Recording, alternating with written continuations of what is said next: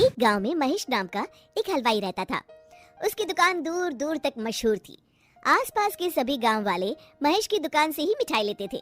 भाई मजा आ गया, क्या लजीज रबड़ी है। ये लड्डू भी लीजिए, शुद्ध देसी घी के हैं, आज ही बनकर आए हैं। लाओ भाई लाओ, 1 किलो लड्डू भी पैक कर दो।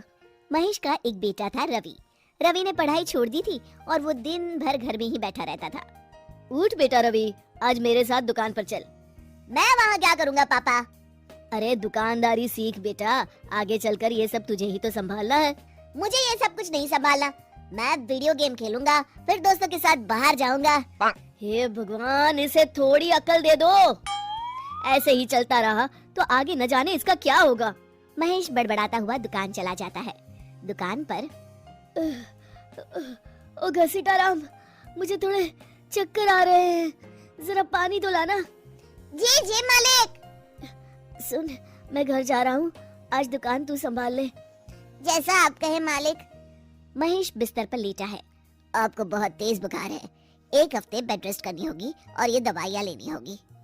हाय राम, ये क्या हो गया आपको? मैं तो 1 हफ्ते में ठीक हो जाऊंगा, पर दुकान कौन संभालेगा? आप फिक्र ना कीजिए जी, मैं रवि को समझाकर दुकान भेज दूंगी, आप बस जल्दी से अच्छे हो जाइए जी। अगले दिन रवि दुकान पर पहुंचता है। आइए आइए मालिक, मैं आप ही का इंतजार कर रहा था। क्यों? ये मेरी दुकान है, मैं जब जी चाहे आऊँ। तुम लोग सुबह से आकर काम पर लग जाया करो, समझे? जी जी जी मालिक, दरअसल लड्डू बनाने हैं तो घी लेने जाना है, 5000 रुपए दे दीजिए। 5000? तुम्हारा दिमाग तो ठीक है? इतने महंगे लड्डू बनाएंगे तो मुनाफा क्या होगा? पर देसी घी भी तो बहुत महंगा है ना मालिक। क्या जरूरत है देसी घी की? डालडा ले आओ। पर मालिक। मुझसे बहस मत करो, जितना कहा गया है करो। और क्या क्या बन रहा है? मावे की बर्फी मालिक। मावा मावा मावा। हाँ। तभी उसकी नजर एक डब्बे पर पड़ती है। ये क्या है? ये रवा है मालिक।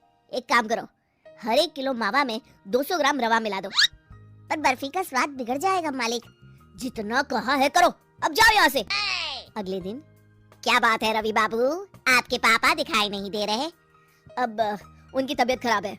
अच्छा भाई अच्छा, बस उन्हें ये बताना था कि वो आज आए नहीं तो उनकी मिठाई बड़ी बेस्वाद लग रही है। लेना है तो लो, वरना चलते बनो। अरे अरे अरे, ये कोई तरीका है ग्राहक से बात करने का? चलो भाई चलो, यहाँ से चलो। अगले दिन। भैया, कल जो मैं लड्डू ले गया था उनका स्वाद बड़ा बेकार लगा। महेश बाबू का नाम सुनकर बड़ी दूर से आया था। 200 रुपए में इससे अच्छा और क्या मिलेगा? सुबह सुबह मनहूस बातें मत करो, कुछ लेना है तो लो, वरना फूटो यहाँ से। रवि के इस व्यवहार के चलते 2-4 दिनों में ही ग्राहकों का आना कम हो जाता है। मैंने तो सोचा था कि कम पूंजी में ज्यादा मुनाफा होगा, पर यहाँ तो घाटा हो रहा है। आखिर चक्कर क्या है? लगता है ये दुकानदारी मेरे बस की नहीं। महेश ठीक होकर दुकान लौटता है तो घसीटाराम उसे सब कुछ बताता है। हे भगवान, इसने तो मेरी सालों की मेहनत पर पानी फेर दिया। अब क्या करेंगे मालिक? कुछ नहीं, सबसे पहले तुम पहले की तरह शुद्ध और अच्छी मिठाइयाँ बनाओ और मुझे गांव के उन सब लोगों के नाम बताओ जिनसे रवि ने बदतमीजी की। रवि, कल सुबह दुकान पर आ जाना, बहुत जरूरी काम है। मुझे नहीं आना, मैंने 1 हफ्ता दुकान संभाल ली है, आप संभालो आप। दुकान तो तूने जैसे तैसे संभाल ली, पर सीखा कुछ नहीं। कल तुझे बहुत जरूरी सीख देनी है। रवि पैर पटकता हुआ बाहर चला जाता है। अगले दिन। ये ले ताजी शुद्ध मिठाइयाँ। मैं इतनी मिठाइयों का क्या करूँ? इन्हें उन सब के घर देकर आओ जिनसे तुमने बदतमीजी की, और साथ में माफी भी मांग लेना। अरे पर मैंने तो सिर्फ उन्हें। बेटा, घर आया मेहमान और दुकान पर आया ग्राहक भगवान के समान होता है। अब तो जल्दी जा और कल से कमाल देखना। रवि उन सभी 4-5 लोगों के यहाँ जाकर मिठाई देता है और माफी मांगता है। अगले दिन दुकान पर ग्राहकों की भीड़ लग जाती है।